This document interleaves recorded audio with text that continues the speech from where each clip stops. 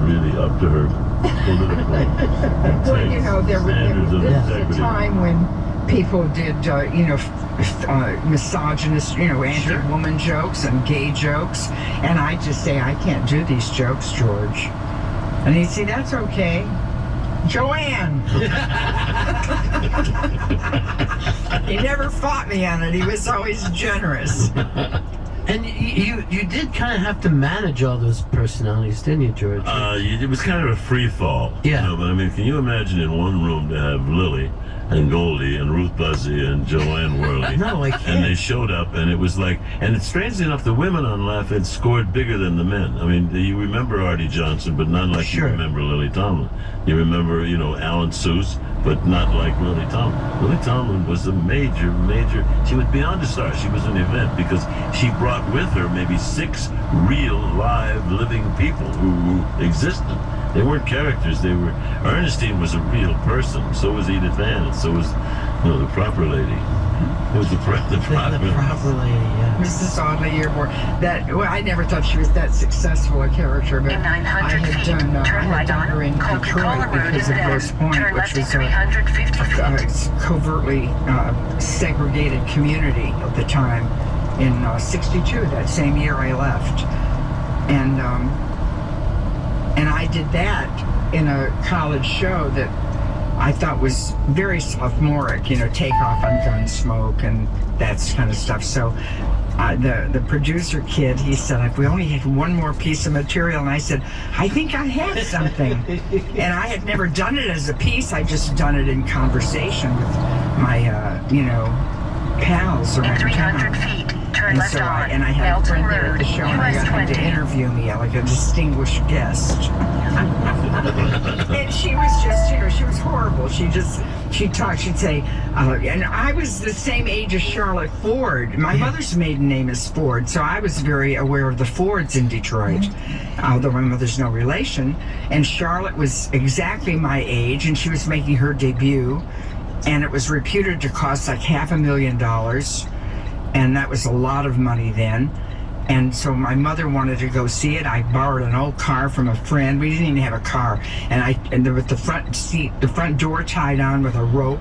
And I drove her around the estate, and she saw the twinkle lights and the canopies, and she was all satisfied. And then years later, I went to school with Kathy Ford, who was the third wife and widow of Henry. Wow. And I got her on the cheer team.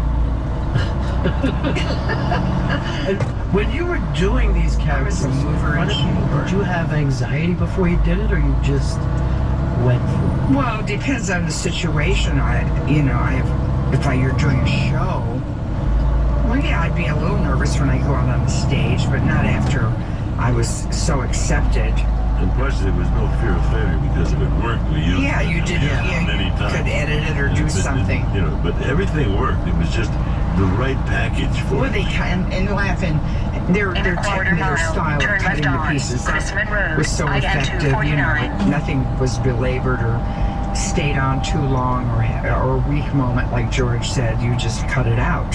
Yeah, we had never seen anything like that on TV before, where it was just bam, bam, bam. It still doesn't exist. Yeah, it really doesn't. I mean, Saturday Night Live waves of one, but they're doing sketches that are longer than our series. And you say, come on, will you please? We were in and out like a porch climber. and we tried not to miss her commitments politically and socially. Well, that's why I left the show, because when you had a quarrel with whomever and Paul Keyes came in. Oh, that was wrong, yeah. Yeah. Paul Keyes was to the right of Hitler, yeah. To the right of Hitler. He was Richard Nixon's writer. Now, you want that for a credit, Well, and so then I negotiated, or someone negotiated for me, to do a certain number of shows that last season, because I didn't want to go on without George. And I couldn't, but they let me do like 8 shows or something. And it all became an event. It was a utopian situation where I don't think it exists today. First of all of the cast on like Saturday Night Live are 30 people. I don't know who those people are. Yeah, they just take forever to introduce them. And because of the way we were taping, we would stop and go and change costumes and come back and do the news song. Oh, listen, Orson Welles was a guest one week, and he's standing down. They used to have 3 sets going on the days that we were doing blackouts, and they would be breaking one down, setting one up, and shooting another one. In 1 mile, turn left Orson on did a bit, West Stu and Highway. he's calling the mic down. Oh, hello, he'd like to talk to. He wanted to do the bit again. They were breaking the setup behind him. And they were putting up another set over here. It was Which is just, why he's doing Citizen Kane. yeah, You guys are off to the races. yeah. It was a magical time. I mean, where would you imagine to have these people all under one umbrella and showing up? And they were all getting along because we taped so much material. Everybody had plenty to do, and everybody kind of was the star of this piece and played, the second banana in the second piece. So it was a utopian kind of a situation that worked. And the fact that the audience was so huge, and they adored you. They just did. Well, here's something else that's magical. Here we are 50 years after that. Lily's touring. The crowds are showing up. She's selling places out. She's got the big hit show on Netflix. I mean, it's lucky. It's stunning. It blows me In a away. half mile, turn left on We finished West our Stu first Highway, season. then We're gonna have our slight right in 6th in 330 January. feet. That doesn't happen today. No, They it picked up does the- not to women our age. No, Nothing to do with age. It had to do with just the relationship, the fact, the impact of it, and what you got said. And it's just wonderful. I mean, it's very rare. It doesn't happen today.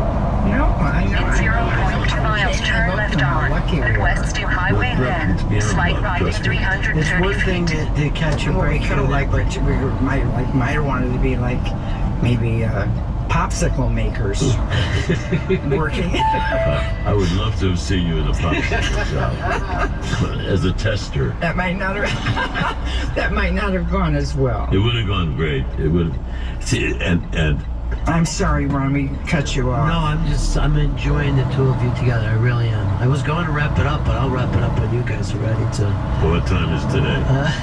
No, because I mean, when we get together, we talk about, and I'm sitting here 200 flashing feet, back on slight moments right on that we just Highway, shared. when we US were 12. driving to New York and taped Marcello Mastroianni. Oh, that was when George In 900 or feet, somebody turn in the left on studio. Dunes You know, Highway, George, US 12, and then approaching destination on the right side in 560 Johnny feet. Carson. John Wayne. I mean, it was all Yeah, John Wayne. They'd show up, and he would get so many blackouts from them. We'd be running. The kids would be running downstairs, changing their blouse or their sweater, and they'd run back up, and they'd just be we'd get in the line right here, and we'd go right out, and we'd address the person, and we'd get so many blackouts that we could put them through the whole season. And George, that's part of, I think, of that thing that you have as a producer is that you would just ask for things that other people. We just said, here's what we do next. Yeah. One week Dick Martin got upset with us over the amount of publicity that the cast was getting, and he said, "That's it, I'm not coming in this week." And so, my goodness. So I said, oh, all right. So I went across the hall and I said to Johnny Carson, "Would you come in and read Dick's part?"